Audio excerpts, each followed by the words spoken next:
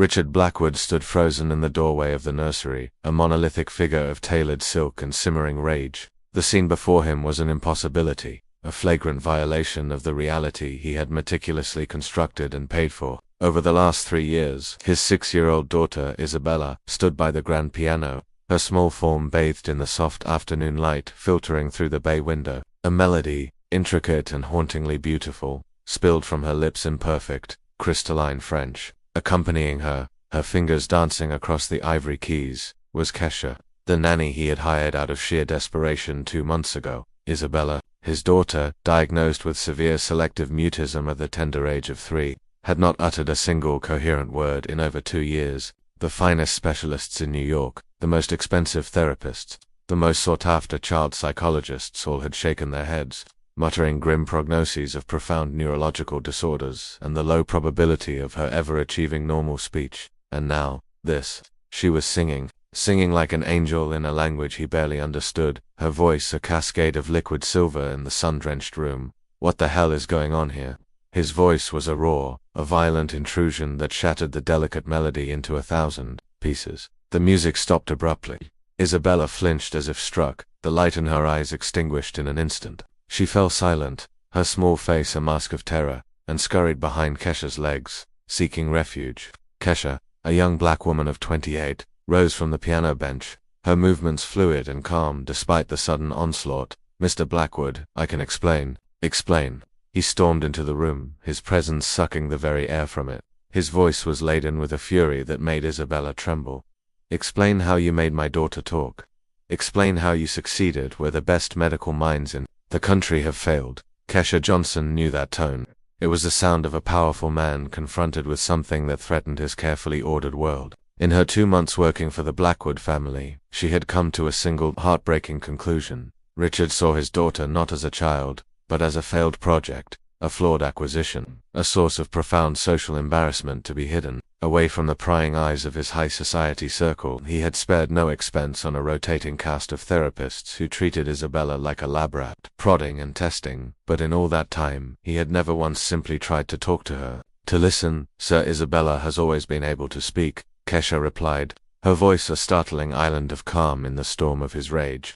She placed a protective hand on the little girl's shoulder, feeling the tremor that ran through her small body. "She simply chooses when and with whom she shares her voice. She chooses." A harsh, scornful laugh escaped Richard's lips. "She's 6 years old and, for all intents and purposes, mute. The doctors have been very clear. It's a serious neurological disorder. And you expect me to believe that you, a nanny with no medical training, have managed to cure her in 2 short months?" The contempt in his voice was a physical thing, thick and suffocating. To him, Kesha was just another interchangeable member of the domestic staff, hired because her salary demands were considerably lower than those of the specialized agencies that had all, one by one, given up on Isabella.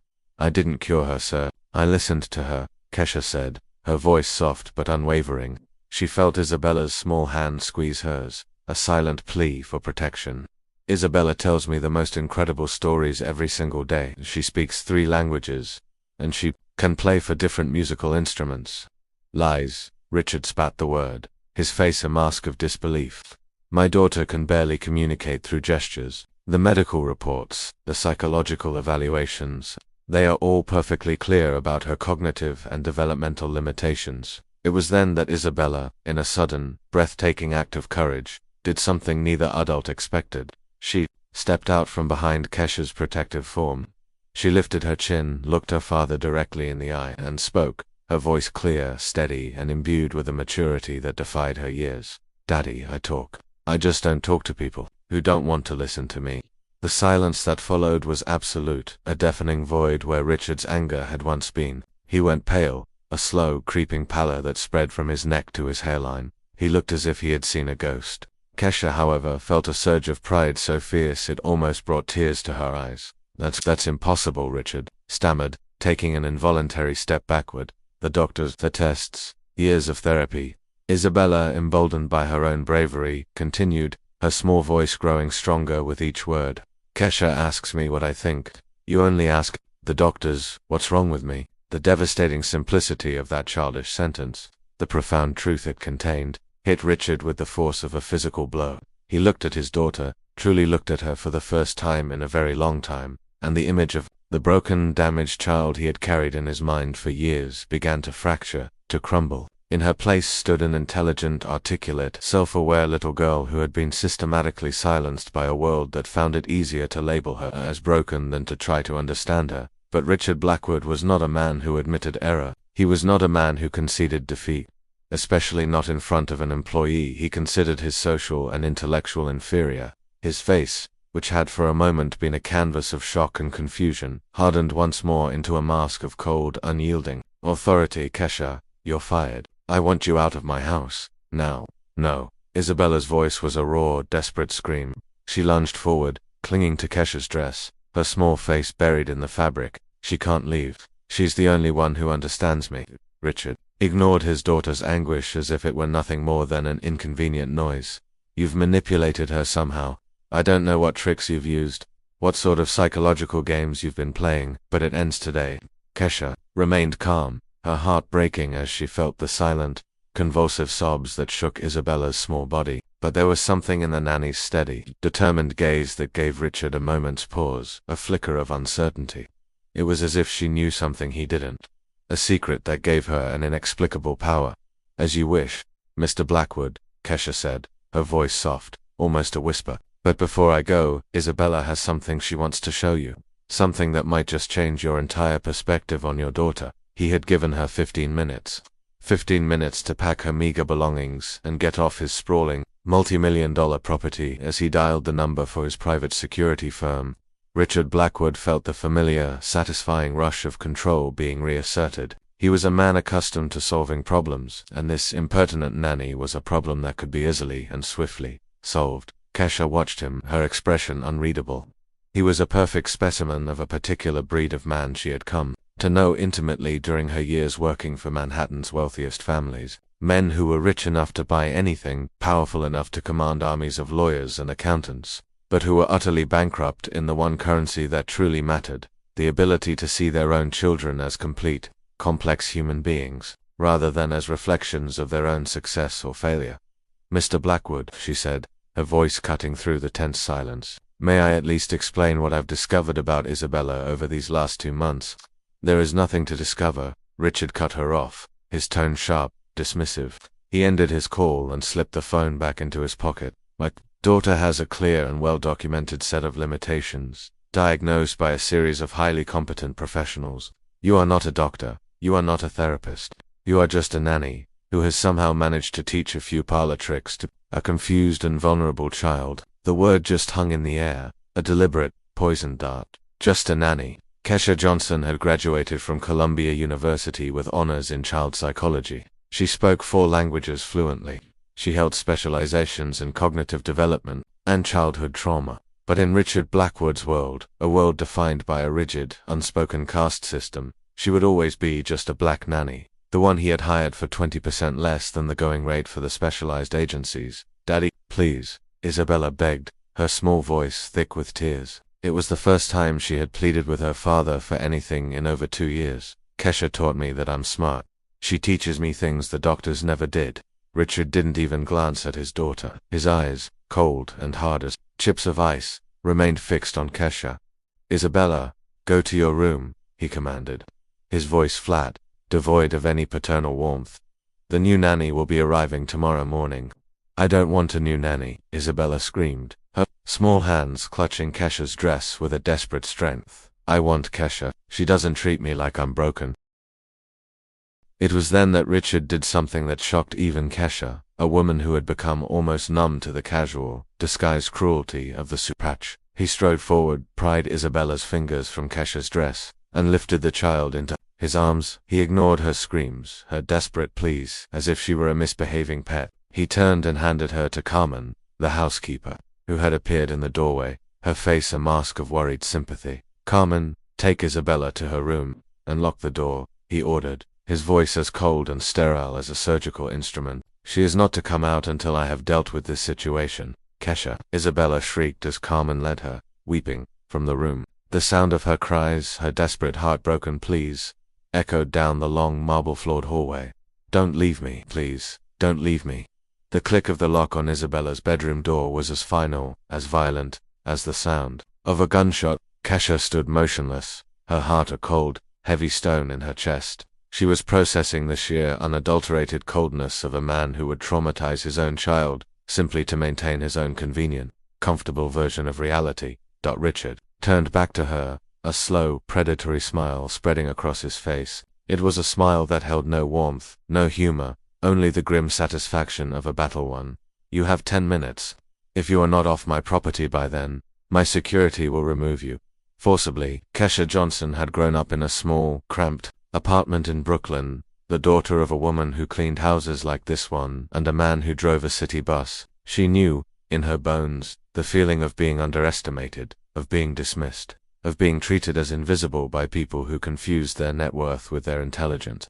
But her parents had also taught her something that Richard Blackwood, in his gilded cage, had yet to learn: the most dangerous people in the world are the ones you have completely and foolishly underestimated. Mr. Blackwood, she said, her voice still infuriatingly calm as she picked up her purse. Before I go, may I ask you one simple question? He glanced at the gold Rolex on his wrist with a theatrical display of impatience. Make it quick. Do you truly believe your daughter is incapable, or are you simply afraid to discover that she might be smarter than you are? The question hit him like a physical blow. He took a menacing step towards her, his fists clenching and unclenching at his sides. How dare you question my abilities as a father? I have spent a fortune on that child. Experts, therapies, treatments. I have done everything for her. Everything, Kesha replied softly, except listen to her. Isabella doesn't need more therapists, sir. She needs a father who believes in her. He let out a harsh, scornful laugh. Parenting advice from a babysitter in her 20s, who doesn't even have children of her own. This is a joke. Kesha reached into her purse and pulled out a small, sleek, digital recorder. She held it up, the small red light indicating that it was on. Mr. Blackwood, over the past 2 months, Isabella has told me a great many things. She has told me stories about how she feels when the doctors talk about her as if she isn't in the room. She has told me how sad it makes her when you cancel your attendance at social functions because you are ashamed to be seen with her. Has even told me about the time she pretended she couldn't walk properly during a physical assessment, because she has learned that the more limited she appears, the more attention she receives. Richard's face, which had been flushed with anger, began to pale. A slow, dawning horror crept into his eyes. Your daughter is not mute, Mr. Blackwood. She is a brilliant, perceptive child who has learned that in a home where being different is treated like a disease, silence is her only refuge. He lunged forward and snatched the recorder from her hand. You are not authorized to record anything in this house. This is an invasion of my privacy. Isabella gave me her permission, Kesha replied, her calm unshaken. She wanted someone, anyone, to finally hear her voice. And there are more recordings, sir. Many more. Over 2 hours of conversations in which your daughter demonstrates a vocabulary, a knowledge of classical music, and an emotional intelligence that would astound any developmental psychologist. The full, terrifying reality of the situation was beginning to dawn on him. For the first time, he realized that he had completely underestimated not only his daughter, but the woman who stood before him. What do you want? He asked, his voice a hoarse whisper. Kesha smiled, a slow, deliberate curving of her lips. It was not a smile of victory, but something far more dangerous. It was the smile of someone who held all the cards, someone who possessed the kind of information that could shatter carefully constructed worlds. I want you to stop treating your daughter like a failed project, and start seeing her as the extraordinary, gifted child she has always been. She paused, her eyes locking with his, then with a slow, deliberate movement, she pulled another, identical recorder from the sleeve of her jacket. And I want you to understand, Mr. Blackwood, that some of the people you consider to be just employees know exactly how to document inconvenient truths. From down the hall, they could still hear the faint, muffled sound of Isabella's weeping, her small voice calling Kesha's name. The sound was a constant, heartbreaking reminder of the little girl at the center of this battle of wills, a child who wanted nothing more than to be seen, to be heard, to be understood. Richard looked at Kesha, his expression a volatile cocktail of anger, disbelief, and a new, unfamiliar emotion she recognized as fear. He had, for the first time in his charmed, privileged life, encountered someone who was not intimidated by his money, not impressed by his social status, not cowed by his threats. He had encountered someone who possessed something he could not. by something he could not bully, something he could not control, the truth about who he really was. Not as a businessman, not as a titan of industry, but as a father. And every act of contempt, every insult he had hurled at her, had only served to provide her with more ammunition for a war he hadn't even known he was losing. 3 days had passed since Kesha Johnson had been unceremoniously expelled from the Blackwood mansion.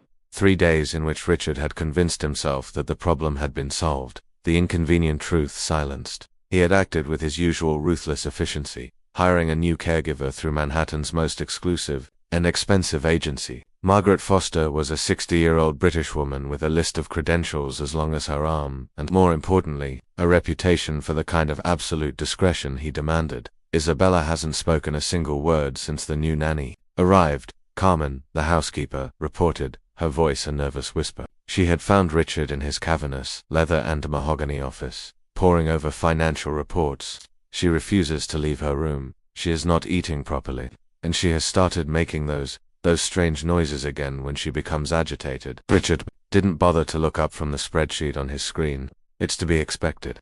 She requires a period of adjustment to the new routine. Miss Foster is a qualified professional, not an amateur improviser.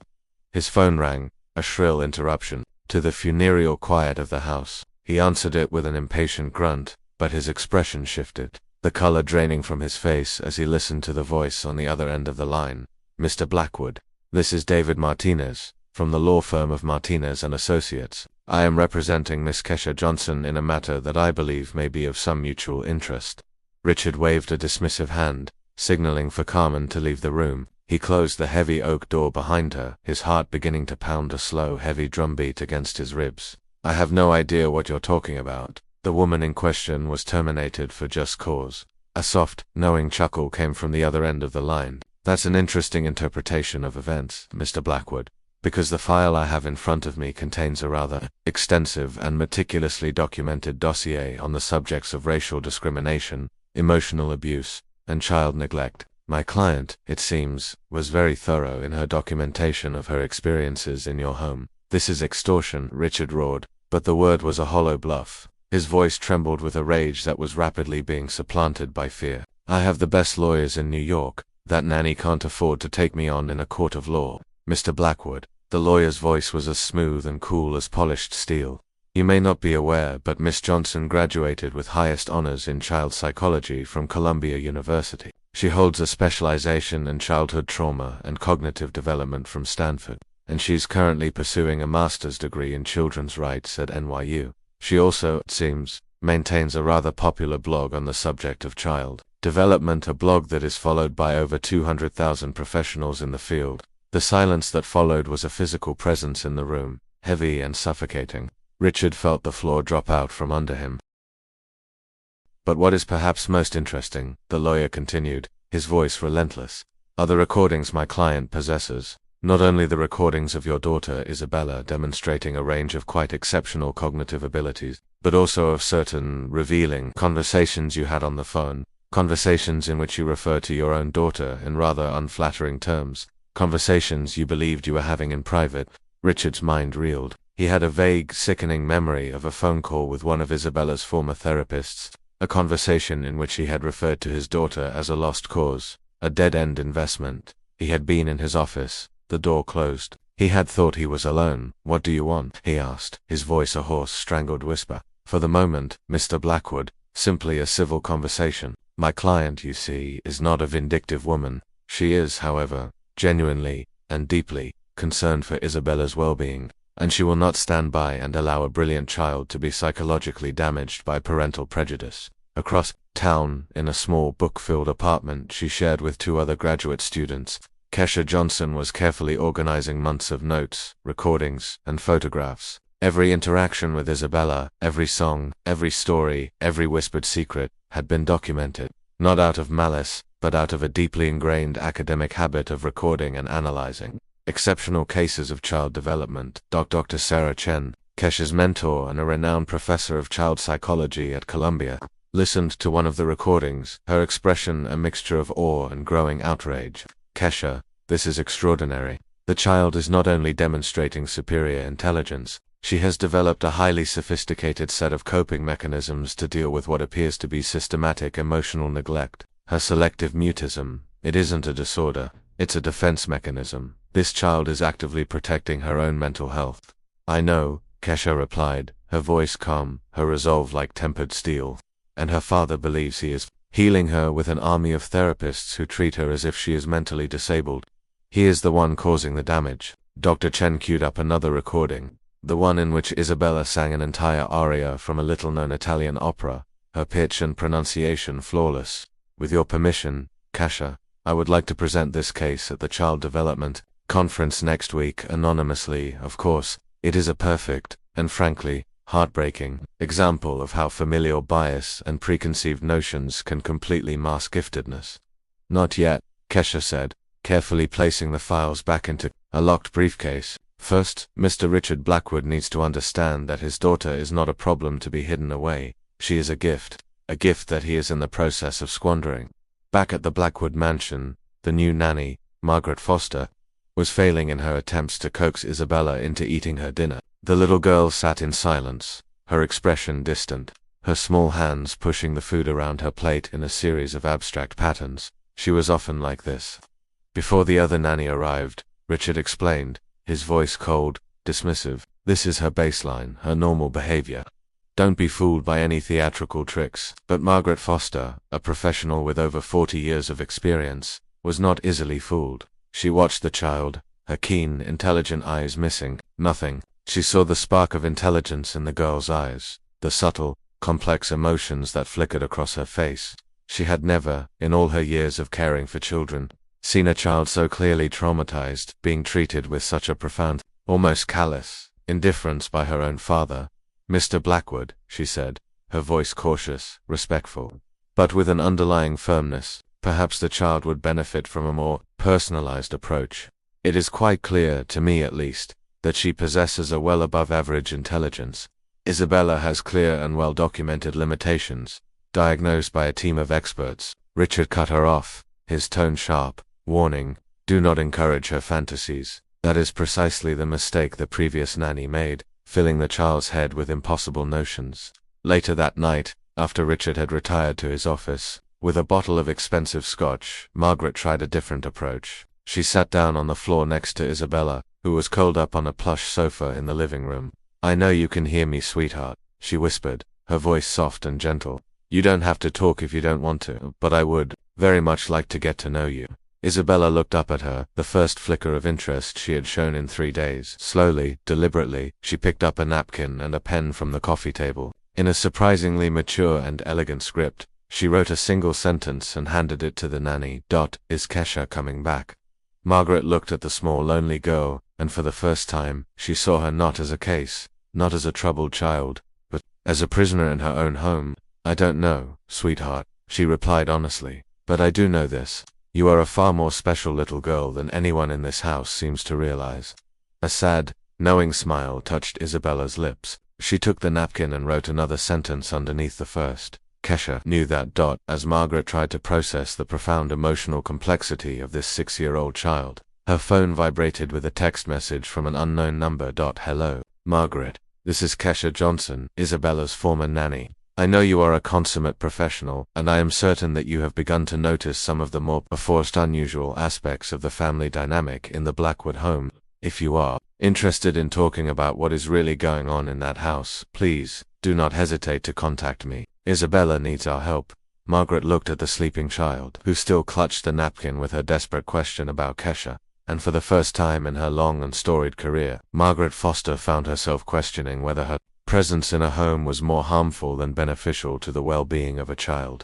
Across town, Kesha was putting the finishing touches on what she had come to call Project Isabella. It was a complete, exhaustive, and utterly damning portfolio of evidence that would prove not only the child's genius, but the systematic emotional neglect she had suffered at the hands of her father. Her lawyer, David Martinez, had been clear. They had a solid, winnable legal case, but Kesha wanted something more than a courtroom victory.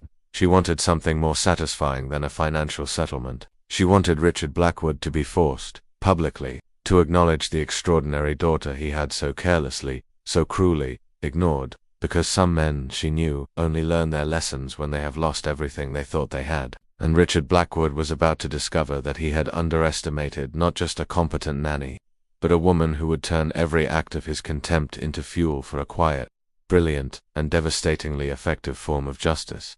A week later, Richard Blackwood awoke to a series of notifications on his phone that made his blood run cold. The first was an email from the New York Department of Children and Family Services, formally requesting an urgent family welfare assessment of the Blackwood home. The second was a string of missed calls from his personal lawyer. The third was a cryptic text message that would change the course of his life forever. Mr. Blackwood, press conference today, 3 p.m. Columbia University Children's Rights Center. Your presence is recommended. KJ. He scrambled to his office, his hands trembling, and called his lawyer. What the hell is going on, Jonathan? Why is social services investigating my family? Richard, the lawyer's voice was tense, strained. You need to come to my office, right now. We have a situation here, a situation far more serious than we initially believed. An hour later, Richard was sitting in a sterile glass-walled conference room watching a presentation that was systematically dismantling everything he believed about himself, about his daughter, about his life. Dr. Sarah Chen, one of the country's most respected experts in child development, conducted the presentation with the cool, dispassionate precision of a surgeon. These recordings, she explained, her voice amplified by the room's speaker system, were made over a 2-month period by a qualified child development professional, with the full and express permission of the child subject. She clicked a button and the room was filled with the sound of Isabella's voice, clear and pure, singing an entire opera in flawless Italian. As you can clearly hear, the child possesses not only an exceptional vocal ability, but a linguistic mastery that is indicative of profound giftedness. Richard, his face ashen, tried to maintain a shred of his customary bravado. These recordings were made without my consent. They are illegal, inadmissible. His lawyer David Martinez shook his head, his expression grim. Actually, Richard, they're not. New York state law allows for educational documentation in cases where there is a reasonable suspicion of child developmental neglect, and it gets worse. The next recording was even more devastating. It was Isabella's voice, clear and articulate, speaking to Kesha. Daddy always tells the doctors that I don't understand things. He talks about me like I'm not even in the room. Yesterday, he was on the phone, and he said I was a non-investment. He said maybe he should send me away to a special school in Switzerland. The air was sucked out of Richard's lungs. He vaguely remembered the phone call, the callous, frustrated words spoken in what he had thought was the privacy of his own office. We have 17 hours of similar material, Dr. Chen continued, her voice relentless, in which Isabella consistently demonstrates superior intelligence, emotional stability when treated with respect, and a painfully acute understanding of how she is perceived by her father. But the worst was yet to come.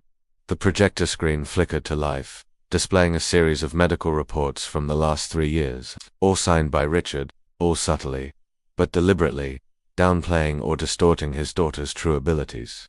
Most disturbing, however, Dr. Chen said, her voice dropping to a low, damning tone, is the correspondence we have discovered between Mr. Blackwood and several of Isabella's former therapists, emails in which he explicitly asks them to focus on, and I quote, diagnoses that would justify her social disabilities. Richard tried to stand, protest, but his lawyer's hand on his arm held him in his seat. Sit down and listen, Richard. It's not over yet. The door to the conference room opened, and Kesha Johnson walked in. She carried a bulging file folder in her arms. There was no anger in her expression, no hint of vindictive satisfaction, only the quiet, unshakable determination of someone who had meticulously documented an injustice and was now seeing it through to its conclusion. Mr. Blackwood, she said, her voice calm, even. For 2 months, Isabella told me how she would pretend to have greater difficulties than she actually did. She did this because she learned, at a very young age, that the more limited she appeared, the more attention she would receive from her father. A 6-year-old child, Mr. Blackwood, forced to manipulate the adults in her life simply to receive a shred of basic human affection. Richard finally exploded. You manipulated her. You taught her to lie, to pretend she has abilities she doesn't possess. Actually, Dr. Chen interjected, her voice sharp as glass. The comprehensive neurological and psychological tests we have conducted over the past week confirm that Isabella has never had any cognitive limitations whatsoever. Her selective mutism was a textbook trauma response to systematic emotional neglect. Kesha opened the folder and spread its contents across the conference table. Hundreds of drawings, complex musical compositions, even short poems written in 3 different languages. Isabella didn't need to be cured, Mr. Blackwood. She just needed to be seen. But the doctors, Richard stammered, his last line of defense crumbling. The doctors, his lawyer explained, his voice cold, pragmatic, responded to your expectations. When an influential and exceedingly wealthy parent repeatedly insists that their child has limitations, many professionals, unfortunately, tend to find evidence that confirms that narrative, especially when that parent is paying them very, very well for a convenient diagnosis. The final blow came when Dr. Chen played the most recent recording, one made just 3 days earlier, of Isabella in conversation with the new nanny, Margaret Foster. Her voice was clear, confident, and astonishingly articulate as she discussed the philosophical implications of a children's story. What amazes me most, her small voice echoed through the silent room, is that Daddy never realized that I always knew he was ashamed of me. I just pretended to be what he thought I was, because it seemed like the only way he would pay any attention to me at all. Richard Blackwood finally broke. He slumped in his chair. All the arrogance, all the bluster, all the carefully constructed authority evaporating in an instant. I was just trying to protect her, he whispered, his voice a raw, broken thing. I wanted her to be normal, happy. You wanted her to fit into your version of normal, Kesha corrected him, her voice surprisingly gentle. And when she didn't, you found it easier to believe that she was broken than to accept that perhaps your definition of normal was too narrow, too limited. His lawyer slid a document across the table. The Department of Children and Family Services is recommending a supervised joint custody plan. Isabella will continue to reside with you, but there will be mandatory psychological counseling, not for her, Richard, for you. And Miss Johnson will be appointed as her official educational tutor and advocate. And there's more, Dr. Chen added. Isabella has been accepted into a specialized program for gifted children at Columbia, where her unique abilities will be properly nurtured and stimulated. Richard looked at Kesha, his eyes a mixture of defeat, despair, and a dawning horrified comprehension. What do you want from me? I want you to be the father that Isabella deserves, Kesha replied, her voice simple, direct. I want you to see your daughter for the extraordinary, brilliant child she has always been.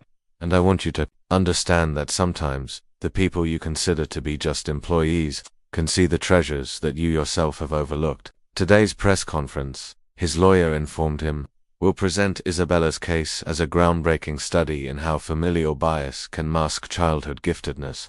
Miss Johnson will be formally recognized as an associate researcher at Columbia University for her work on the case. He finally understood he had not only lost all credibility as a father, but the simple nanny he had so viciously despised was about to be celebrated nationally as the woman who had saved a gifted child from a lifetime of intellectual and emotional neglect. Does Isabella know about all of this? He asked, his voice breaking. Kesha allowed herself a small, sad smile. Isabella helped plan it. She told me, Kesha, Daddy isn't a bad man. He just forgot how to look at me without being afraid. The forgiveness implicit in those words, the profound wisdom coming from a 6-year-old child, was more devastating to Richard Blackwood than any legal punishment, any public shaming, could ever have been. He had been defeated. Not by anger, not by revenge, but by the boundless, unconditional love of the daughter whose genius he had tried so hard to deny. And as the adults around him finalized the legal details of this quiet, bloodless family revolution,